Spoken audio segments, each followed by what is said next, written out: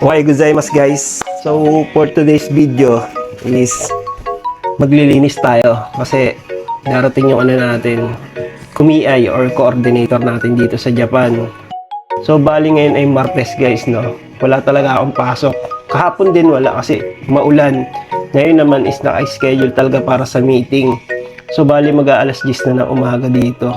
Kaninang umaga mga 8, nagpunta ako ng munisipyo. Yun nga yung in-extend ko yung my number card ko, tapos inayos natin yung tax natin, and then in-update natin yung residence info natin dun sa bangko natin para magamit na natin yung bangko natin. Tapos yun nga, extended na yung natin, yung residence card or Sairocado natin dito. So okay na ulit tayo, hindi na tayo mahirapan maggalaw. Tapos yung sahod natin makukuha na natin sa ATM natin dahil nung nakaraan nga na-expired na yung natin, Sairocado natin kasi nag-1 taon na tayo rito. So kailangan i-extend. Kaya nahirapan ako sa sahod ko. Kada isang araw, itimang lang yung withdraw ko. Bawal kasi withdrawin ng lahat.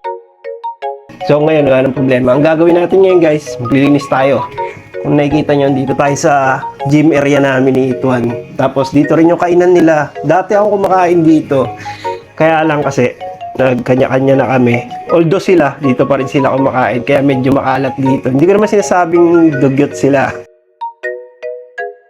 Basta kailangan natin linisin dito kasi dito tayo mag-meeting mamaya kasama natin yung boss natin tsaka yung mga kumiay.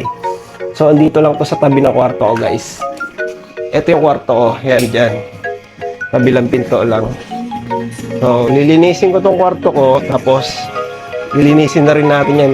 Konnichiwa minasang, Sabado na naman at wala akong magawa. Ito mag-upload tayo. So bali no nakaraang July 14 pa talaga tong video na to at tinamadya lang din ako mag-upload. Nakalimutan ko na rin dahil sa sobrang busy ko. Hindi naman sa pagpapanggap pero madalas talaga ako maglinis ng buong apartment. Kahit na 4 kami rito, mas inuuna ko na rin talaga yung paglilinis dahil masakit kasi sa mata pag marami ka nakikitang kalat. Likas naman na talaga sa ating mga Pinoy ang pagiging masipag. Nadagdagan na lang talaga ng kultura ng Japan na pagiging malinis. Kahit sa kasi pumunta rito talaga wala kang makikitang basura. Ikaw na nga lang yung mahihiyang magkalat sa sobrang ganda ng paligid. Kaya ito, pilit kong ina-adapt yung kultura nila kahit na alam ko sa sarili ko na isa rin ako sa makakalat na tao dyan sa bansa natin. Pero bago pa tayo tuluyang malibang at magdire-diretso yung kwentuhan natin, magpapakilala muna ako. At kung bago ka palang nanonood sa mga video ko, by the way, ako nga pala si Joel, TITP dito sa Japan. Let's go! At total nagpakilala na lang din ako, pag-uusapan na natin yung pagkakaiba ng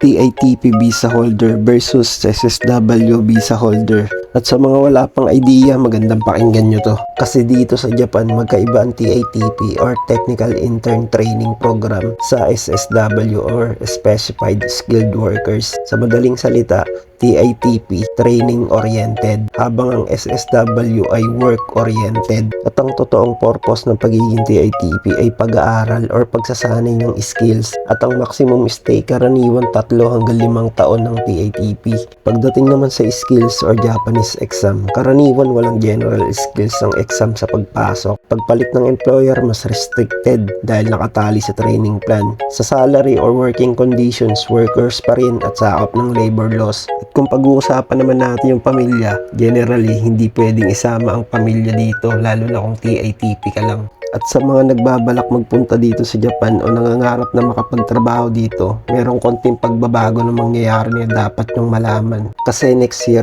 or 2027, papalitan ng TITP ng bagong Employment for Skills Development or System na nakatakdang magsimula April 1, 2027.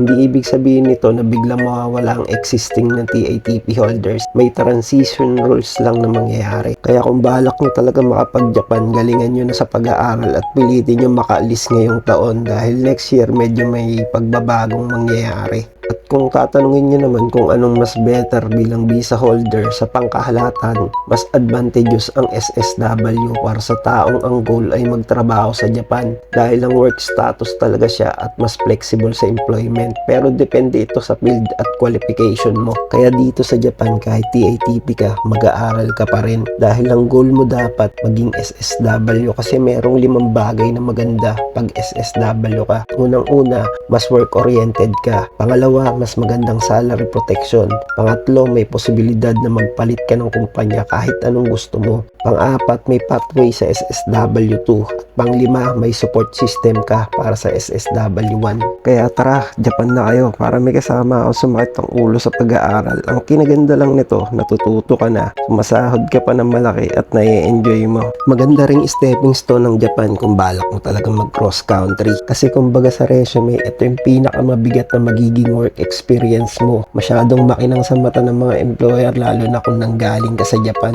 At yung mga nakatapos ng kontrata na nanggaling na rito, madali na lang nakakapasok sa mas magaganda pang bansa. Sana makatulong sa inyo yung mga tips at idea na pinagsasasabi ko. At kung nagustuhan nyo yung video natin, baka pwedeng pa-like and share. Libre lang naman, di ba? O siya, bounce muna ako at magdagala session muna tayo. Bukas mag-upload ulit tayo. At kung gusto mo makarating dito sa Japan, eto ang agency at ang aking school. Nandito na rin mga taong kailangan nyong hanapin para makapunta kayo dito sa Japan. Jikai made, sayonara, soshigo, shicho, arigatou gozaimashita.